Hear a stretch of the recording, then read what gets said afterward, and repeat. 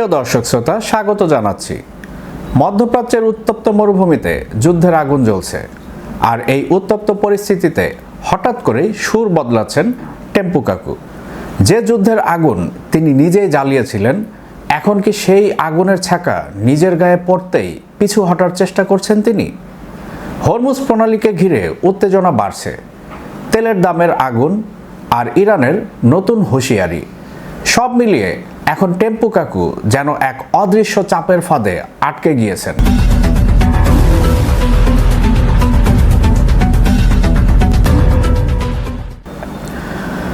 সবকিছু শুরু হয়েছিল আত্মবিশ্বাস দিয়ে। ওয়াশিংটন বিশ্বাস করেছিল ইরানকে চাপের মুখে ফেলতে খুব বেশি সময় লাগবে না।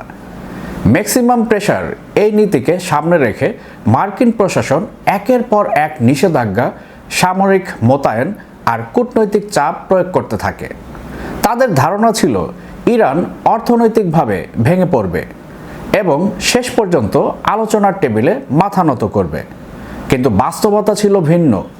ইরান সরাসরি যুদ্ধের পথে না গিয়ে নির্বাচন করল এক ভিন্ন কৌশল, যার নাম অ্যাসিমেট্রিক ওয়ারফেয়ার, যেখানে শক্তির লড়াই হয় না ট্যাঙ্ক বনাম ট্যাঙ্কে, বরং লড়াইটা হয় অর্থনীতি, প্রযুক্তি এবং কৌশলগত অবস্থান দিয়ে। হরমুজ প্রণালী একটি সরু জলপথ, কিন্তু এর গুরুত্ব অপরিসীম। বিশ্বের প্রায় 20% তেল এই পথ দিয়ে পরিবহন হয়। অর্থাৎ এই একটি জায়গা বন্ধ হলে বিশ্ব অর্থনীতির শ্বাস বন্ধ হয়ে যেতে পারে। ইরান ঠিক এই জায়গাটাকে বানিয়েছে তার প্রধান অস্ত্র। সরাসরি যুদ্ধ না করে তারা এমন এক পরিস্থিতি তৈরি করেছে যেখানে জাহাজ চলাচল অনিশ্চিত, বিমা খরচ আকাশ ছোঁয়া, আর আন্তর্জাতিক বাজারে আতঙ্ক ছড়িয়ে পড়েছে। এক সময় যেখানে প্রতিদিন শতাধিক জাহাজ চলাচল করত, এখন সেখানে হাতে গোনা কয়েকটি জাহাজ ঝুঁকি নিয়ে পার হচ্ছে। যুদ্ধের আসল চাপ শুরু হলো আমেরিকার ভেতরেই। তেলের দাম হঠাৎ করে বাড়তে শুরু করলো। পেট্রোল পাম্পে দাঁড়িয়ে সাধারণ মানুষ বুঝতে পারল এই যুদ্ধ শুধু মধ্যপ্রাচ্যে নয়, এটা তাদের পকেটের যুদ্ধ। প্রতি গ্যালন তেলের দাম যখন প্রায় $4 ছুঁয়ে ফেলল, তখন সেটা শুধু একটা সংখ্যা ছিল না, এটা ছিল ক্ষোভের আগুন। ট্রাক চালক, শ্রমিক, মধ্যবিত্ত পরিবার সবাই অনুভব করতে লাগলো চাপ। রাজনৈতিক বিশ্লেষকরা বলতে শুরু করলেন এই অর্থনৈতিক চাপই হতে পারে টেম্পু কাকুর জন্য সবচাইতে বড় হুমকি। কারণ যুদ্ধ জেতা না জেতা গুরুত্বপূর্ণ নয়, নির্বাচন জেতাই সবচাইতে বড় যুদ্ধ। হোয়াইট হাউস দাবি করছিল পরিস্থিতি নিয়ন্ত্রণে রয়েছে। তাদের বক্তব্য অনুযায়ী হরমুজ প্রণালী আবার সচল হচ্ছে, জাহাজ চলাচল বাড়ছে, কিন্তু ডেটা বলছিল অন্য কথা।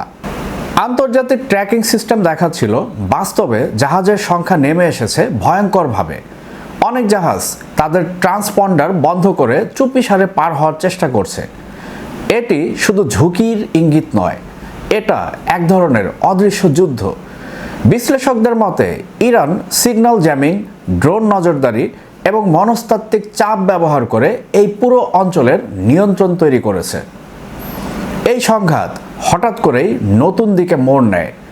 ইরানের সামরিক বাহিনীর একটি অংশ বা আইআরজিসি স্পষ্ট করে জানিয়ে দেয় তাদের লক্ষ্য শুধু সামরিক ঘাঁটি নয়। তারা অভিযোগ করে মার্কিন প্রযুক্তির কোম্পানিগুলো যুদ্ধের ময়দানে গুরুত্বপূর্ণ ভূমিকা রাখছে। এআই, স্যাটেলাইট ডেটা, সার্ভেইলেন্স সব কিছু মিলিয়ে তৈরি হচ্ছে এক নতুন যুদ্ধক্ষেত্র। ফলে প্রযুক্তি প্রতিষ্ঠানগুলো এই সংঘাতের অংশ হয়ে উঠেছে।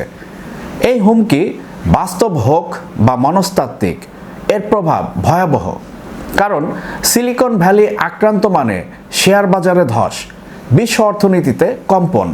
এখন টেম্পু কাকু দাঁড়িয়ে আছেন এমন এক অদ্ভুত পরিস্থিতিতে যেখানে একদিকে যুদ্ধ চালিয়ে গেলে অর্থনীতি আরও ক্ষতিগ্রস্ত হবে, আবার অন্যদিকে পিছু হটলে দুর্বল নেতা তকমা লাগতে পারে। এই দ্বিধার মাঝেই তৈরি হচ্ছে একটি নতুন কৌশল, যার নাম ডিপ্লোম্যাটিক ভিক্টোরি ন্যারেটিভ।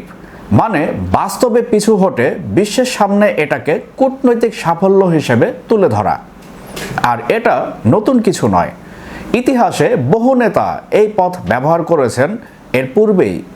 যুদ্ধের সময় সবচেয়ে বড় শক্তি হলো মিত্রদের সমর্থন, কিন্তু এখানে টেম্পুকাকু পাচ্ছেন ভিন্ন অভিজ্ঞতা। ইউরোপের অনেক দেশ স্পষ্ট করে জানিয়ে দিয়েছে তারা সরাসরি এই সংঘাতে জড়াবে না। কেউ কেউ আকাশসীমা ব্যবহারের সীমাবদ্ধতাও জানিয়ে দিয়েছে, কেউ আবার রাজনৈতিকভাবে দূরত্ব বজায় রেখেছে।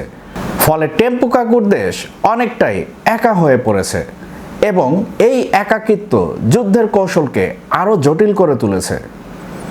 ইরান বুঝে গিয়েছে সরাসরি সংঘর্ষে যুক্তরাষ্ট্রকে হারানো সম্ভব নয়, তাই তারা বেছে নিয়েছে প্রেসার পয়েন্টস স্ট্র্যাটেজি, যেখানে লক্ষ্যবস্তু তেল সরবরাহ, আন্তর্জাতিক বাণিজ্য, অর্থনৈতিক স্থিতিশীলতা এবং প্রযুক্তি নির্ভরতা।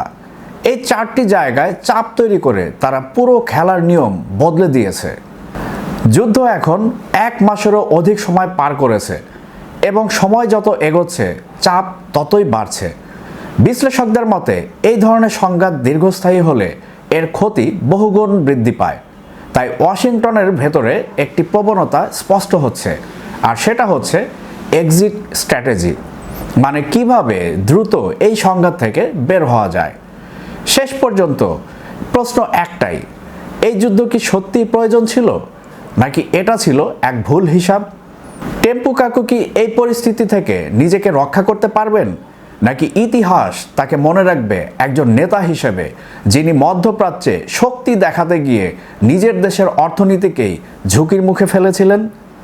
মধ্যপ্রাচ্যের বালুকা বেলায় যুদ্ধ এখনও শেষ হয়নি, কিন্তু খেলার নিয়ম এখন পুরোপুরি বদলে গিয়েছে। যুদ্ধ কখনো শুধু অস্ত্র দিয়ে জেতা যায় না, কখনো কখনো সবচেয়ে বড় অস্ত্র হয় অর্থনীতি, সময় এবং ধৈর্য। বন্ধুরা, আপনারা কি মনে করছেন? আপনাদের মূল্যবান মতামত কমেন্টসে আমাদেরকে জানাবেন। আর আমাদের ভিডিও ভালো লাগলে লাইক ও শেয়ার করবেন, আর আমাদের চ্যানেলটি সাবস্ক্রাইব করে all bell icon notification on করে আমাদের সাথেই থাকবেন। দেখা হবে পরবর্তী ভিডিওতে। ততক্ষণ পর্যন্ত সবাই ভালো থাকবেন, সুস্থ থাকবেন।